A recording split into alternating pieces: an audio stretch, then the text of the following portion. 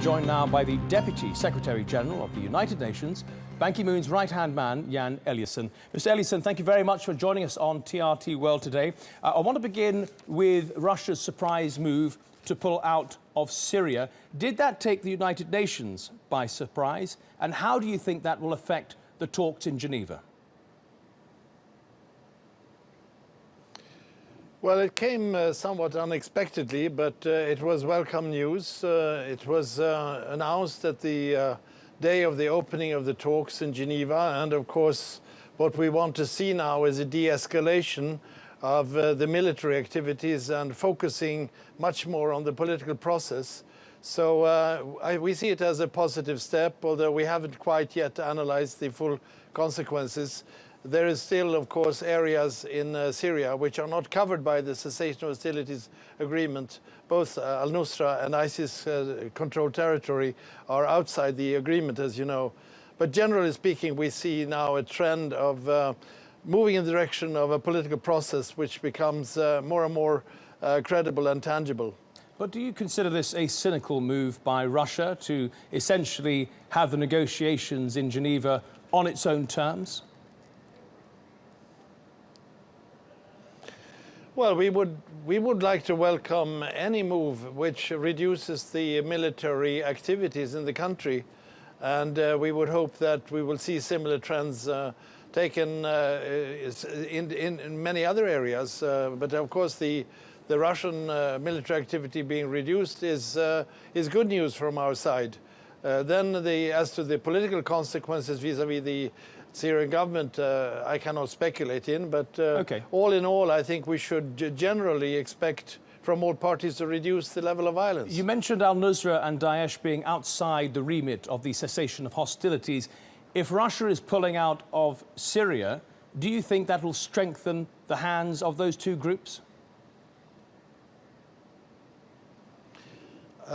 This is where we have no certainty yet. I think the Russians will maintain their base and certain aerial capacity. And we know that there are areas which are not covered by the cessation of hostilities agreement. And I wouldn't exclude continued Russian action in this area. We will see. It is important that we all unite in reducing the role of ISIS and al-Nusra. That is parallel activity to the political process. Just one more question on Russia, and then we'll move on to the rest of the conflict. Your boss, Ban Ki-moon, described airstrikes in northern Syria as, quote, blatant violations of international laws. Is the United Nations going to hold Russia accountable for its actions in Syria? Well, we have spoken out against the indiscriminate attacks coming from different sides, also from the Syrian government and from and also from terrorist groups inside Syria. We have been particularly alarmed by the lacking respect of international humanitarian law, where even hospitals have been attacked. And of course, we expect that at some stage there will be a moment of accountability for these acts.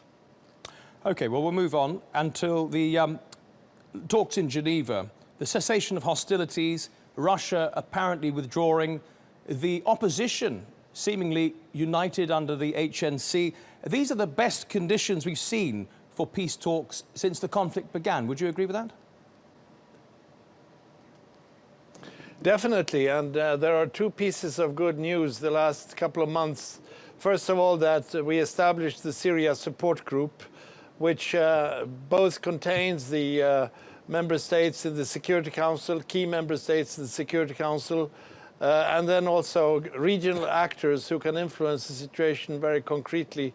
And the second positive news is the fact that finally, on the 18th of December, the Security Council could unite on a very good resolution spelling out the road ahead for the political process, including the call for cessation of hostilities and access to humanitarian goals and humanitarian access, and then, of course, starting a political process which should lead to a form of new governance and in the end, of course, a new constitution and elections in Syria. Right, just to pick up on that point then, that is the central goal of the Geneva talks right now, to manage a political transition. Just tell us briefly what the United Nations envisages in Syria if the process is successful.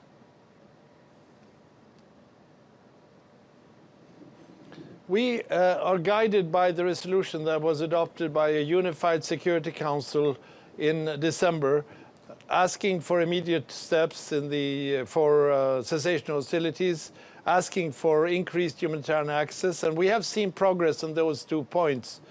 I think the first aim of the meetings in Geneva is to stabilize and cement and strengthen the cessation of hostilities and have continued humanitarian access.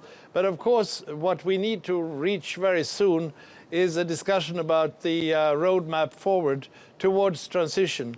And it is also spelled out in the resolution that we indeed are to have a process leading up to a transition into a new governance within the next 6 months, and that we also, in the following 12 months, within an 18-month period, should have work done on the constitution and elections, which will make it possible for the Syrian people to decide their future.